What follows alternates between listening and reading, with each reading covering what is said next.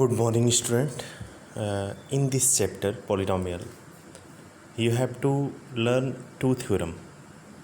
First theorem is remainder theorem, and second theorem is factor theorem. So, in remainder theorem, what is the objective of remainder theorem? Objective of remainder theorem is just find out the value of remainder. So what is the statement? Statement is given that if Vx be any polynomial of degree n greater than 1, यानी एक polynomial Px है जिसकी degree क्या हो greater than 1 हो, greater than or equal to 1 हो, and a be any real number, a कोई real number है, कुछ भी हो सकता है, 2, 3, 4 कुछ भी हो सकता है, when Vx is divided by linear polynomial gx which is equal to x minus a, the remainder is yx equal to pa, and focus on the finding remainder even if vx is not divided by gx. इसकी help से हम लोग किसी भी polynomial का अगर कोई दूसरा पॉलिनॉमियल दिया हुआ है जिससे डिवाइड करने की बात कर रहा है, हम लोग इसको पता कर सकते हैं कि इस पॉलिनॉमियल का रिमाइंडर कितना होगा. जैसे आप देखो एक एग्जांपल दिया हुआ है कि find the remainder when the polynomial py equal to y पे power 4 minus 2y square plus 3y minus 1 is divided by gy equal to y minus 1. अब देखो क्वेश्चन को समझ लो. क्वेश्चन ये कह रहा है कि अगर y माइनस 1 से डिवाइड करें y पे power 4 minus 2y square plus 3y minus 1 को, तो रिमाइंडर कितना होगा. तो देखो अगर gy की वैल्यू y माइनस 1 क्या हुआ कि डिग्री देखो 1 है, आज जिसमें डिवाइड करना है हम लोगों को उसकी डिग्री 4 है, तो y माइनस 1 को अगर जीरो करोगे तो y की वैल्यू कितनी मिलेगी 1. अगर इसमें पी वाई में अगर y के जगह पे हम लोग 1 रखते हैं तो पता चल जाएगा कि इसका रिमाइंडर कितना होगा. देखो ये तो तुमने डायरेक्ट निकाल दिया कि रिमाइंडर कितना होगा. दूसरा तरीका ये है कि y माइनस 1 को डिवाइड करो y पे power 4 minus 2y square plus 3y minus 1 से, यानी कि लॉन्ग डिवीजन मेथड का यूज़ करो, तब भी आप रिमाइंडर फाइंड कर सकते हो. लेकिन this is the simplest way to find the remainder. तो आई होप आपको समझ में आ गया होगा. सेकेंड थ्योरम है फैक्टर थ्योरम. अब फैक्टर थ्योरम का क्या यूज़ है, पहले तो इसको हम लोग रीड कर लेते हैं, समझ लेते हैं, फिर इसको देखते हैं. If px is a polynomial of degree n greater than 1 and a be any real number, then x minus a is factor of px. If pa equal to 0 and pa equal to 0 if x minus a is a factor of px, it focuses on checking operation in division of numbers, finding linear factor of px. एक example दे रहा है कि determine whether x minus 3 is factor of this polynomial और not. तो just you have to put x equal to 3 in px.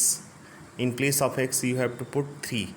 अगर इसमें p3 की वैल्यू 0 आ जा रही है, यानी कि रिमाइंडर की वैल्यू 0 आ जा रही है, तो x माइनस 3 इसका फैक्टर होगा. लेकिन कहीं कहीं आपको फैक्टर करना होगा जिसमें आपको कुछ दिया नहीं होगा, तो आप क्या करोगे, वहाँ इंस्पेक्शन मेथड का यूज करोगे. करना क्या होगा, उस पर तुम लोग एक एक करके अल्टरनेट, कभी x इक्वल टू 1, कभी x equal to minus 1, x equal to 2, x equal to 3, इस तरह से उसमें रख करके एक एक को चेक कर लोगे जिस पे रिमाइंडर 0 हो जाएगा. जैसे मान लो 1 रखने पे 0 हो गया तो x माइनस 1 उसका एक फैक्टर हो जाएगा, और उससे डिवाइड करने के बाद क्वोशिएंट की डिग्री कम हो जाएगी, फिर उसका फैक्टराइजेशन कर लेना मिडिल टर्म स्प्लिट मेथड से. तो ये रिमाइंडर थ्योरम क्लियर हुआ आपको. कोई भी पी एक्स पॉलिनॉमियल है जिसकी डिग्री 1 से बड़ी है, x माइनस ए उसका फैक्टर होगा यदि पी ए की वैल्यू 0 हो जाएगी. और पी ए की वैल्यू अगर 0 है तो x माइनस ए इसका फैक्टर होगा.